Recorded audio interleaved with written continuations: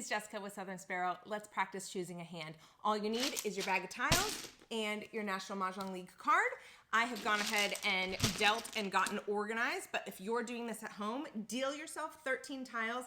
Get organized, meaning break up your tiles into their suits and then put them in number order within their suits. That way you can see, okay, I have a flower, I have a 1 crack, a pair of 2 cracks, a 3 crack, a 7 crack, a 9 crack, 6 dot, a soap, a bird bam, a 7 bam, a green dragon, and a west.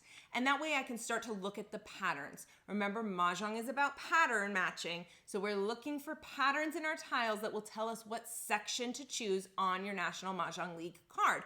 So I'm looking here and I'm seeing, okay, maybe there's something compelling for this 1, 2, 3 situation. I like that I have a flower. I'm gonna hold that flower. I'm gonna hold this 1, 2, 3. Okay, maybe I'll hold the dragons. There's a couple of hands in consecutive run that want dragons. Maybe I'll hold this bird bam as well. So I'm thinking that we're looking at consecutive run as the section. We're gonna hold these kind of lower end numbers in all 3 suits. So that's what you're doing as you Charleston. You're holding on to tiles that make sense for your section, and you're throwing tiles that don't make sense for your section. So these are all kind of on the upper end of the number scale. These are on the lower end. If we're looking at consecutive numbers, a lot of times you're looking at 3 or 4 consecutive numbers, maybe 5. And so a lot of times you'll be making a choice when you're at this stage, just after the deal, you'll be making a choice between low numbers or high numbers. Even if you look at this top line, it's broken out into lows and highs. So I'm gonna hold for low numbers, thinking that I'll be in this consecutive run section, and I'm gonna decide to start throwing these. So with this practice at home, you'll take 3 tiles off your rack, pass them. You can choose to throw them back into your bag and draw directly out of your bag. That's one way to make this practice a bit more similar to a real game, but it doesn't really matter. The whole goal of this practice is get a lot of iterations of finding patterns, choosing a section, practicing the Charleston, what do you pass, what do you keep, and then composing a hand as those passes go along. So this is our first pass. I'm gonna pick up our first pass. So we ended up with a south wind, a 6 crack, and another 6 dot. So remember, we just threw a 6 dot as part of our first pass. Okay, well, I still think we're gonna keep going with what we've got going on over here. So let's pass those 3 and let's see what we've got. All right, well, we ended up with a 9 bam. I don't want that. We did get a 3 bam. That's lower on the number scale, so we're gonna save that. And we got a red dragon. I'm gonna hold all of these dragons for now, and we're gonna pass this. We're passing these 3. This is our 3rd pass of this first Charleston. So we got a 4 dot, an 8 dot, and a 9 dot. Okay. Yes, 4 is a low number. Part of me is like, let's hold the 4, but the other part of me is looking at, well, I don't have any other numbers in that suit.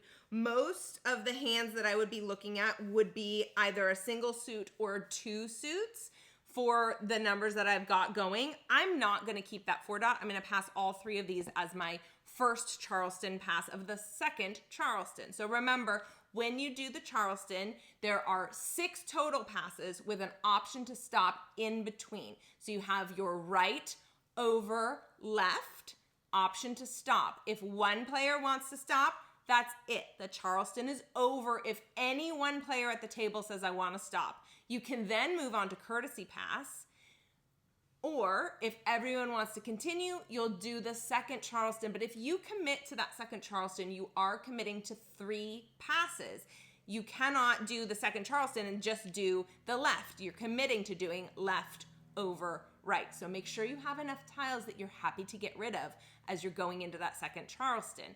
And then at the end of the second Charleston, you'll have an opportunity to do a courtesy pass. Remember, there's only one courtesy pass regardless of where you stop the Charleston. So if you stop the Charleston after the first 3 passes, you can still do a courtesy pass. But if you continue with the second Charleston, you still only do 1 courtesy pass. You just do it after the 6th pass instead. Okay, so we're doing our our second left. Let's pick up here. Okay, we got a green dragon. We'll keep that. We got a 5 dot. Again, I'm thinking we're playing in 1s, 2s, and 3s. We got a flower. We're gonna keep the flower. I am going to caution you though. There are hands, multiple hands in every single section of this National Mahjong League card, at least on the 2025 card.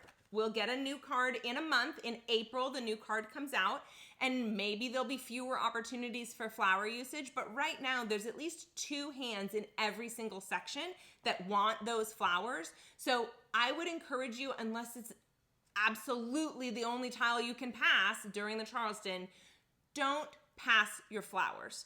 If your hand really doesn't need them, hold them during the Charleston if you can, and then discard them early, because if you don't need a flower, likelihood is someone else around your table does. You don't want to hand that to them for free during the game, but if you discard it early, they're less likely to be able to call it. They may need a grouping of 4, or maybe they need a pair. They're less likely to have all the tiles that they need early in the game, and they won't be able to call it as their last tile for Mahjong if they're trying to make a pair of flowers. And if you throw it early in the game, if you have 2 like I have here, let's say we decide we don't need these, and I throw it early in the game and someone does call it with the joker, well, now I have a free joker because I can do that joker swap. So that's kind of the thinking around flowers. If you know you don't need them, I still wouldn't pass them during the Charleston unless you have no other option, because you can throw them early in the game. That way they're either dead, or if you have a pair, maybe they're joker bait. Okay, that's not where we're at yet. We just did our second left, so that means we have 2 more passes to do. Okay, we're now at a place where we need to make a choice about what we're keeping and what we're passing, because now you could make the argument, aside from this 5 dot, that everything works towards the section we've chosen, right? We chose this consecutive run section. We're looking at 1s, 2s, and 3s, thinking that that's the kind of consecutive run that we're going to make. We held on to dragons because there's a couple hands that need those. But I think the hand that we may choose coming out of this, well, I'm looking at kind of 2 different hands, 3 really. So looking at this 3rd hand down, again, it's always helpful if you can have your card in front of you when you're watching these videos, because I know it's hard to see mine. But the 3rd hand down is a Kong, 4 of a kind, 4 flowers, 4 1s, a pair of 2s, 4 3s. That could work for what we have here. We have 1, 2, 3, 4, 5, 6. My rule of thumb is if you have 6 tiles towards a single hand, that should be your hand. So there's a great argument for that to be our hand. It doesn't involve any of our dragons, and it doesn't involve this 1 and 3. That's one option. Another option would be using our flowers and holding this red dragon. So we're looking at hand number 1, 2, 3, 4, 5, the 5th hand down in consecutive run. We're looking at that pair of flowers, a pair of 1s, a pung, that's 3 of a kind of the 2s, a Kong, 4 of a kind of the 3s, and then a pung of the matching dragons. And when I say matching dragons, I mean the dragon that goes with that suit. So that would be the red dragon to go with the cracks that we have here. Or the 6th line down would get rid of our flowers, and we would be looking at a pung of the 1s, a pung of the 2s, a Kong of the 3s, and then holding on to opposing dragons, these 3. So that would give us, let's see, I think we're pretty sure we're done with these. That would give us 1, 2, 3, 4, 5, 6, 7 tiles towards that hand.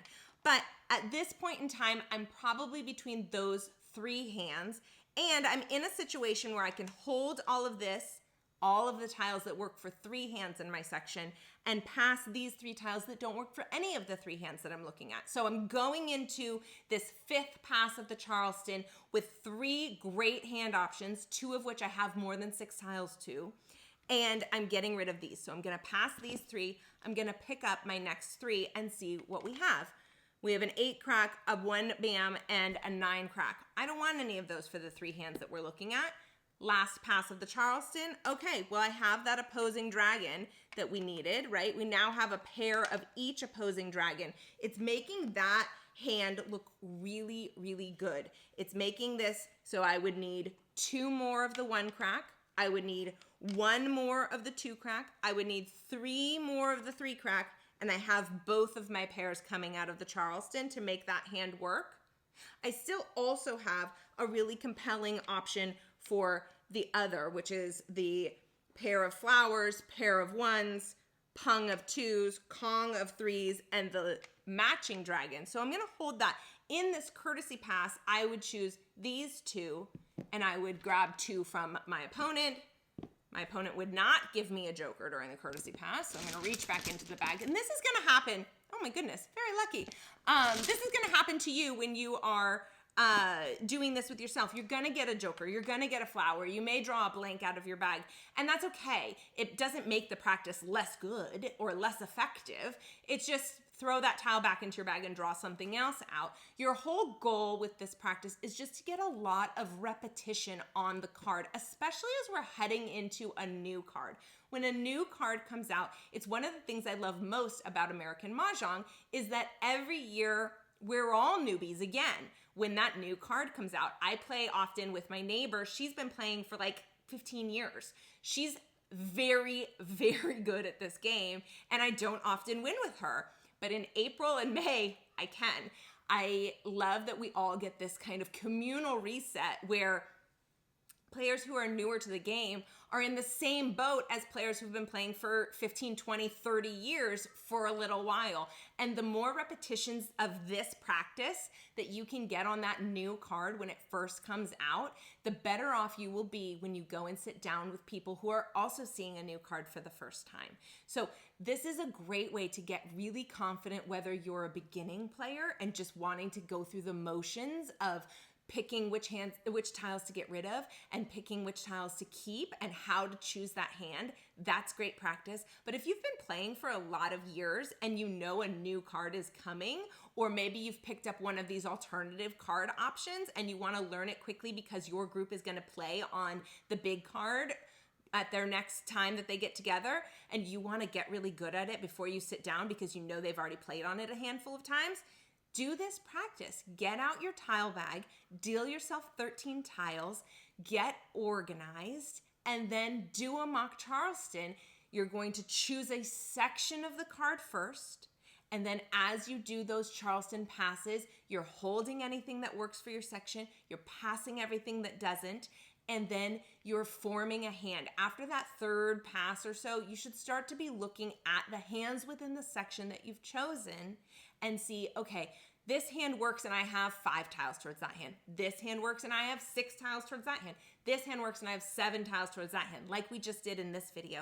And that way you can say, okay, well, I only need to pass 3 tiles right now, or I only need to pass 2 tiles because it's the courtesy pass.